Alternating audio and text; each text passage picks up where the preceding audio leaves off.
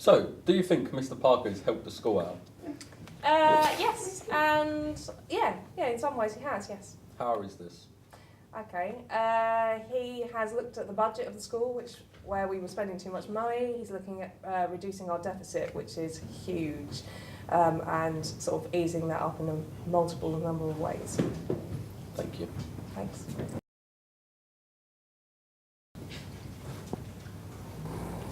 So, when you hear people go missing in the news, yeah, like really big hunts for these people, what do you think has happened to them? And I'm talking about really strange circumstances. Can you give me for instance? Because there's obviously lots of people who go missing. Alright, so there's this boy in America. He was sort of like 5 or something. There was a forest at the bottom of this hill that he was having a picnic with his family and friends. And him and these other 3 boys were running down this hill. They could all see, the parents could see them and stuff. The friends could see him.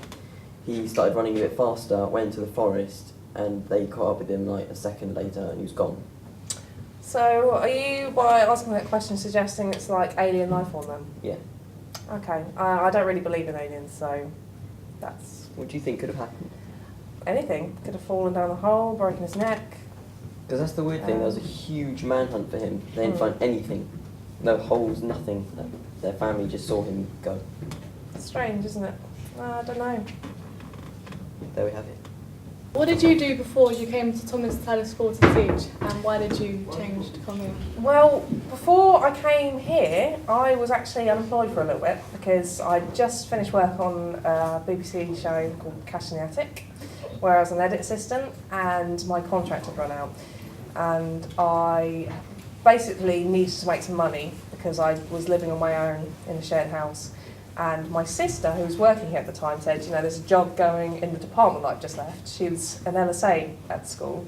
And she said, why don't you go for it? They're looking for someone who's interested in media. And I was like, great, that's right up my street. So I went for it, got the job, and I was just never left since because I've enjoyed it so much. Would you ever go back to editing at all?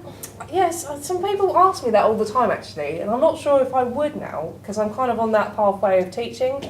I would rather inspire people to get into the industry themselves than have to go through all that again.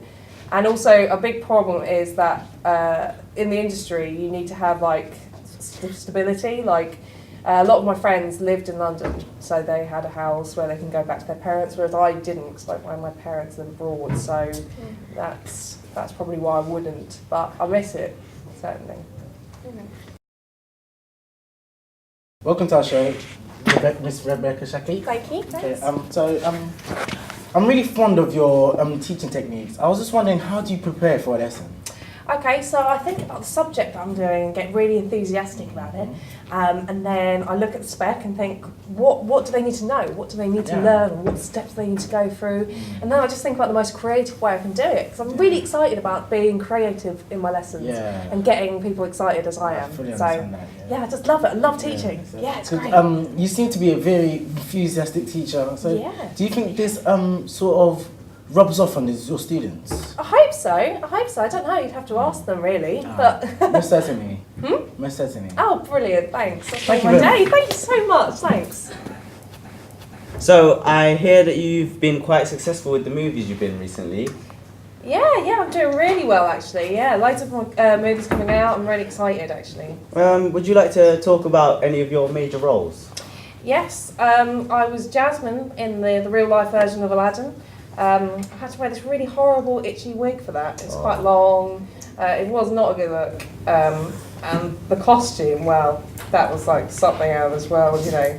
I've also in the movie version of Battleship Galactica, which is my favourite role. I've always wanted to play Starbuck in that, so I'm really excited. So what makes you so interested in that role in particular?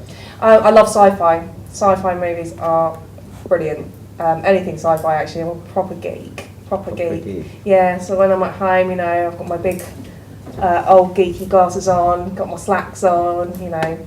I really even love dungarees, you know, proper hoisted up. I really wouldn't see you as that kind of person, to be honest. Well, you know, there you go. You Just know. see how people are behind closed doors. Yeah, definitely. Yeah. Well, it's a role you play really within media. You see, you have to sort of canalise yourself in order for this promotional stuff, like meeting with you was, today. Yeah.